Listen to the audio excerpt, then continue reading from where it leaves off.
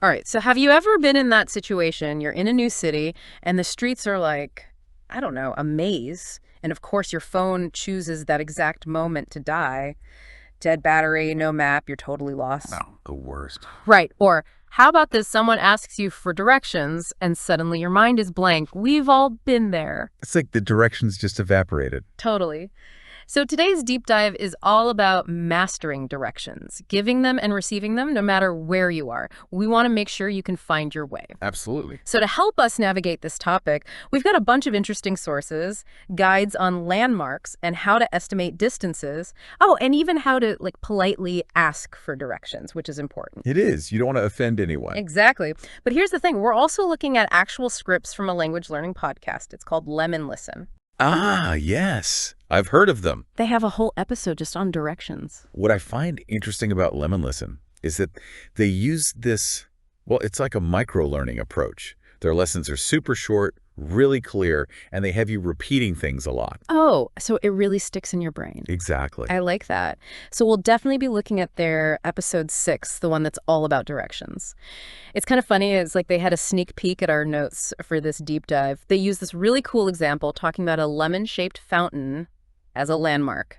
I love that. It's brilliant. It highlights how important it is to choose landmarks that really stick in your memory. It's true. You're not going to forget a giant lemon. So, okay, Lemon Listen is all about memorable landmarks.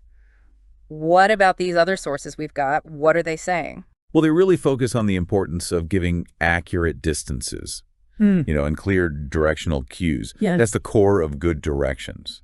Makes sense. And Lemon Listen also does this, I don't know what to call it, like a just-in-case landmark.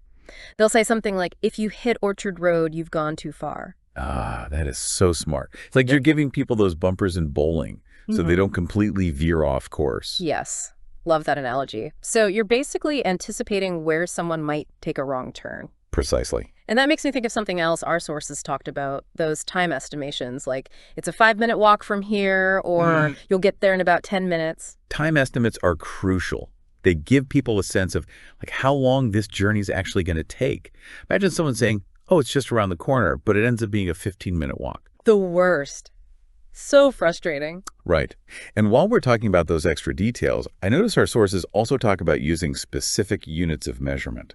Oh, you mean like instead of just saying walk for a bit? Exactly. Walk about 100 meters or drive 2 miles south. It eliminates any ambiguity, especially when you're in a place without a lot of obvious landmarks.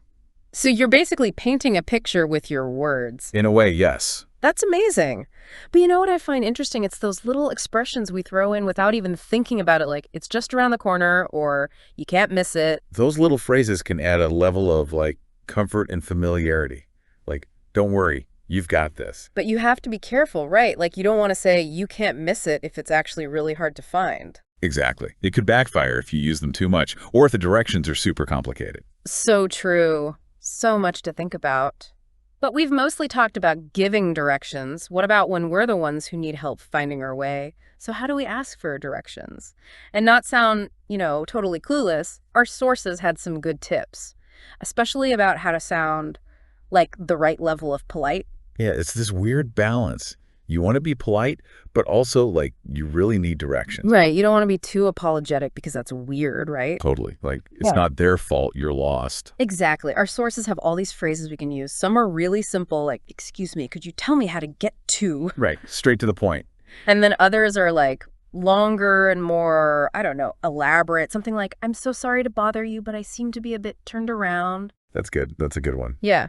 But what I thought was interesting was how those little differences in the phrases, how they can change how people see you, Oh, totally. Are you a friendly tourist or are you annoyed that you have to ask? And don't forget about body language. That's huge. No.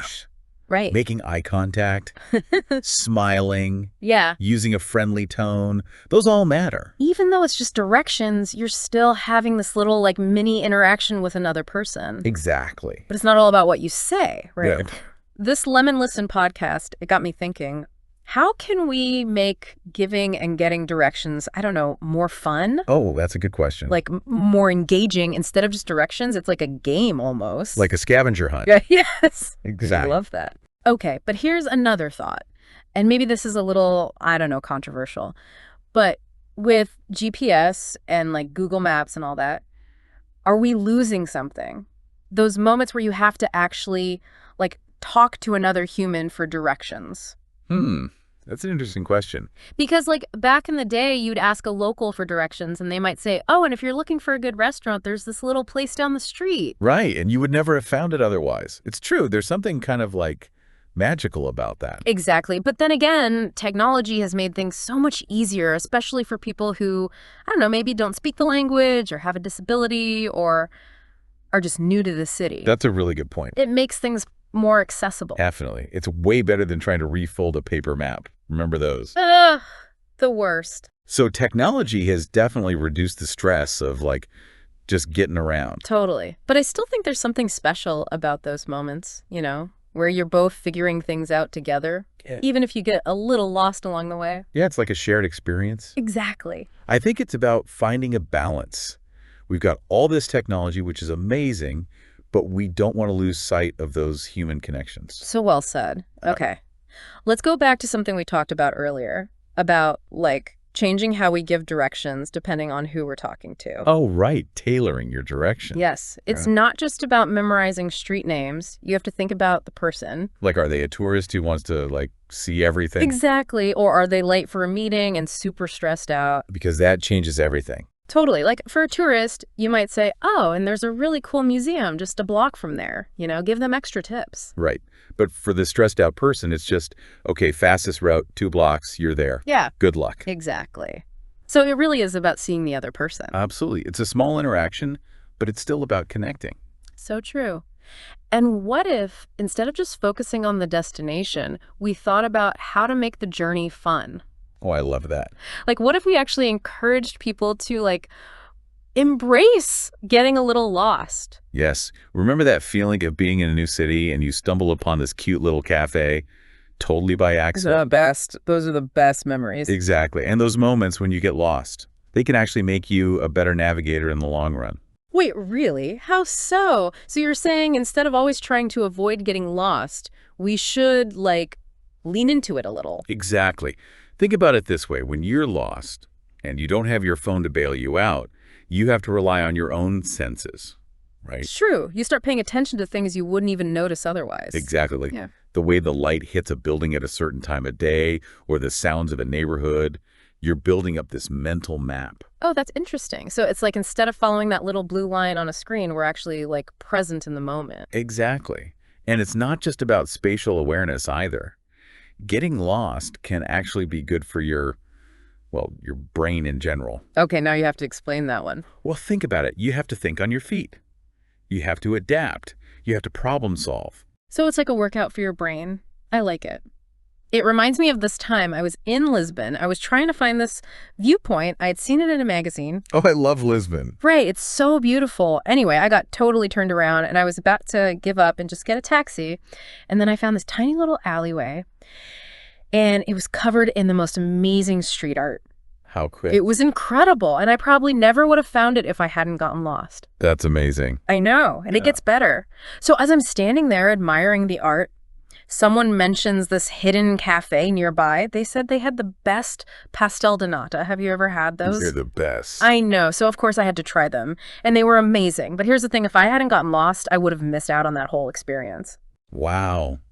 That's such a good point. Yeah. Sometimes taking the scenic route, even if it's accidental, leads you to something really special. Exactly. And you know what? I think that's a perfect place to wrap things up because today's deep dive, it wasn't just about directions, was it? Not at all. It was about communication and connecting with people and being open to new experiences, even when we get a little lost along the way. So next time you're out in the world and you're not quite sure where you're going, Embrace it. exactly, you never know what you might find.